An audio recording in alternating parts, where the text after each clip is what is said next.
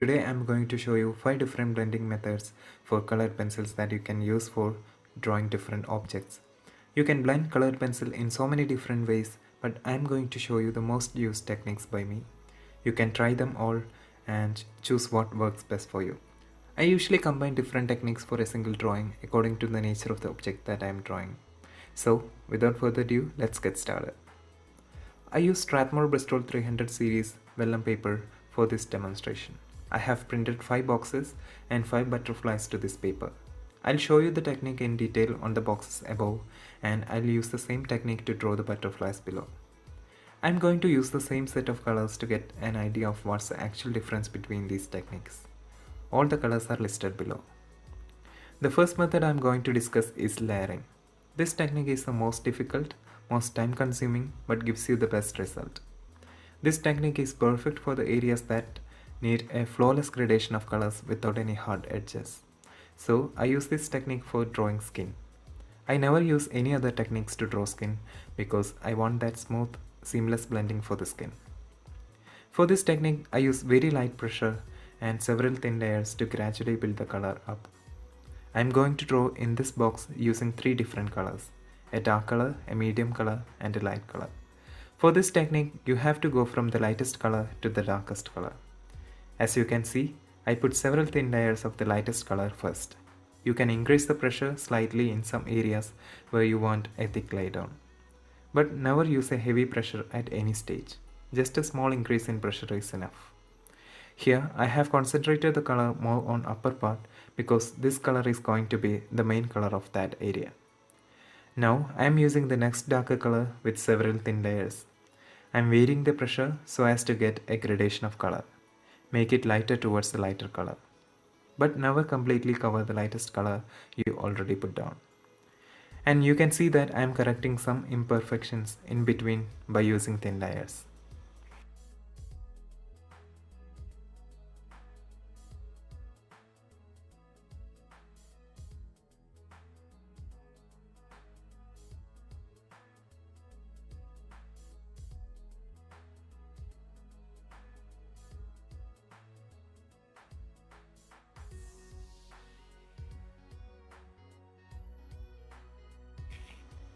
After adding sufficient layers with the second color, I am moving on to the darkest color. Just like I did before, I am starting from the bottom towards the top. Along with that, I am varying the pressure to get a thinner layer towards the top. So that finishes the basic layering. At this stage, you can still see the white of the paper showing through. You should do layering up to this stage for doing all other techniques except the second technique I am going to discuss next.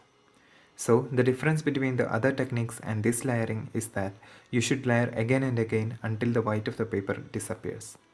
This gives you the smoothest result, but that's why it is also the most time consuming.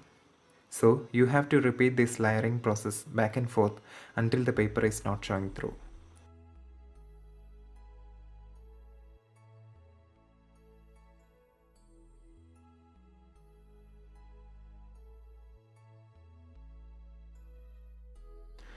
Now that you have seen the process in real time, I'll speed up the remaining process and you can see the butterfly I did with the exact same technique. Like I said before, layering is suitable for skin or whatever object that needs perfect seamless blending.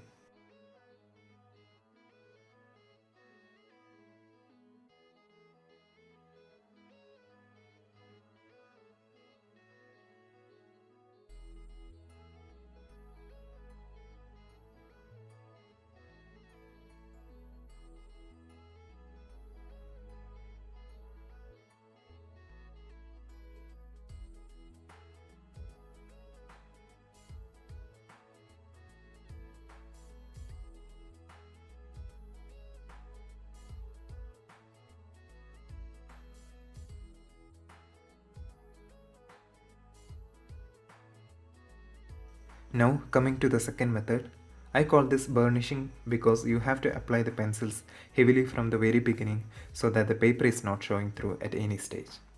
This has some advantages over previous layering technique. This looks much more vibrant and has a better contrast than layering technique. But there are several drawbacks as well. The end results are not as smooth as the layering technique, and you should have a collection of wide variety of colors to start with. And you cannot blend colors of different color group with ease. But in layering method, you can use different color groups and get a smooth gradation of colors because of intermixing of colors. So in this method, you have to heavily apply the colors where they are most predominant. Here I am only using 3 colors, but if you are going to draw an area with wide color range, you have to use a lot more colors to match the corresponding area.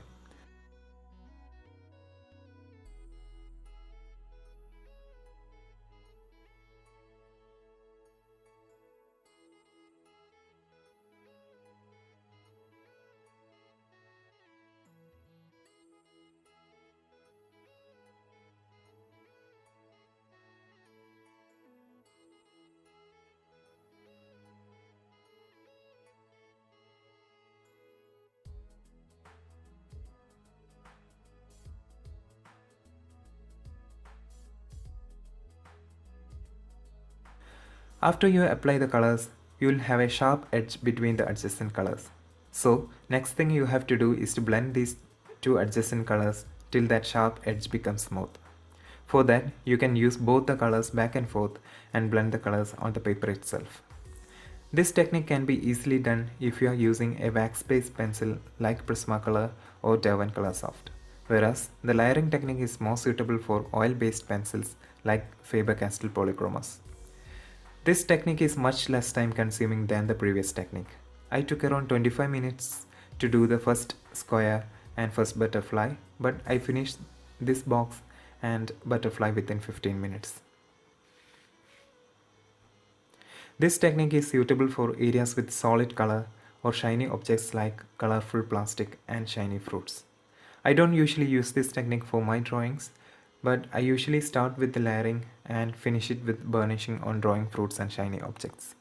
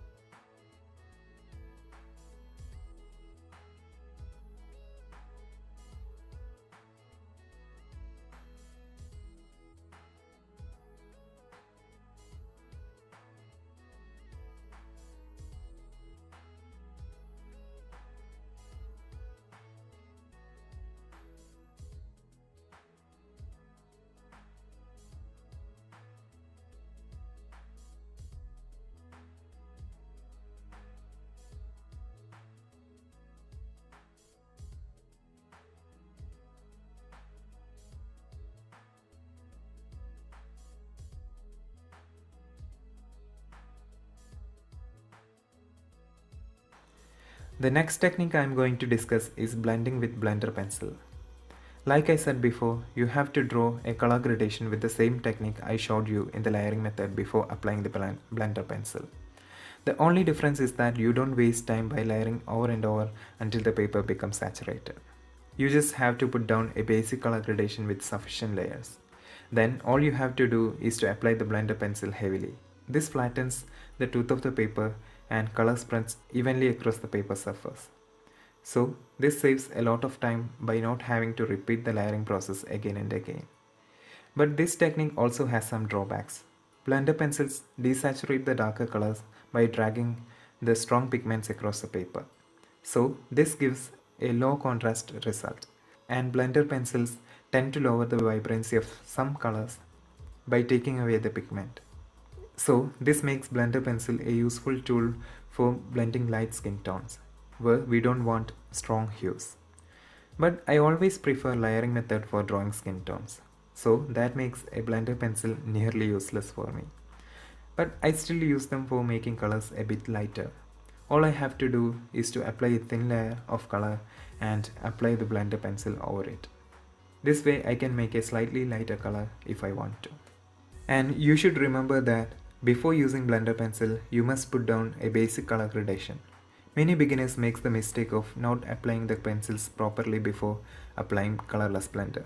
You cannot make a seamless color gradation with the blender pencils alone. So if you are starting with a blotchy layering of colors, then the end result is also going to be blotchy no matter how much you use the blender pencils.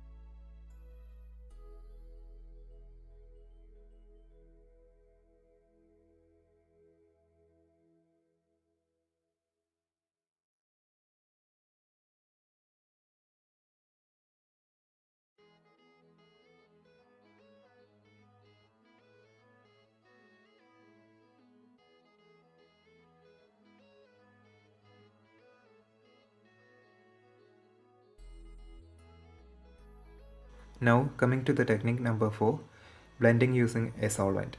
You can use solvents like odorless mineral spirit or turpentines. They readily dissolve the pencils and covers the paper easily, and they dry fast without leaving any residues. But I am using baby oil for this demonstration because I have a bit more control with baby oil. Baby oil is also a mineral oil and dries fast without leaving any residues, but they don't dissolve color as fast as the other solvents do. You can try them all and decide what works best for you. And always make sure to use them in very small quantities. You don't want your brush dripping with the solvent.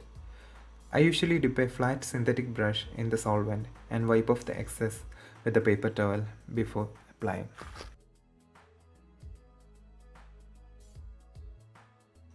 So just like the previous technique, you must start with a reasonably good gradation of colors.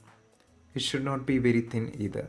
You can drag the brush perpendicular to the color gradation, otherwise you may spread the strong colors to the lighter side.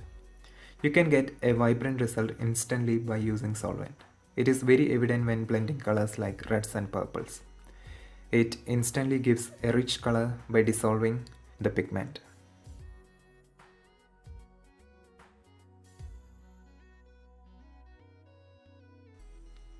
And you can layer pencil easily on top of that and use the solvents again. This way you can make very vibrant results. In this demo I am only using a single layer, so this is not going to be very vibrant. The drawback is that it doesn't give you a very smooth result, but you can overcome this by layering again and again up to a certain level. This technique is suitable for the areas where you need strong colors but don't need a perfect color gradation. So this is my go-to technique for drawing birds, garments, and initial layers on animals before adding fur. But since this method may oversaturate the color and don't give a perfect color gradation, I never use this technique for drawing skin.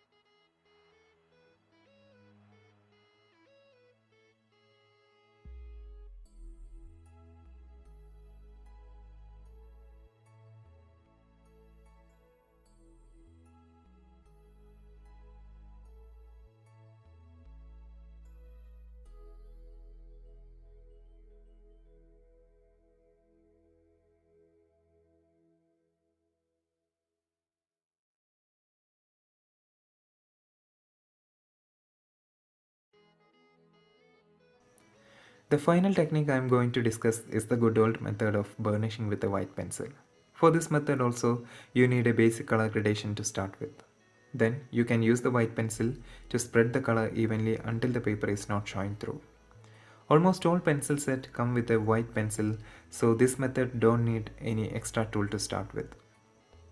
This technique works better with wax-based pencils than oil-based pencils, and cheaper student-grade pencils usually don't give a good result. In this method, you only have to apply the white pencil heavily after drawing a basic gradation of colors.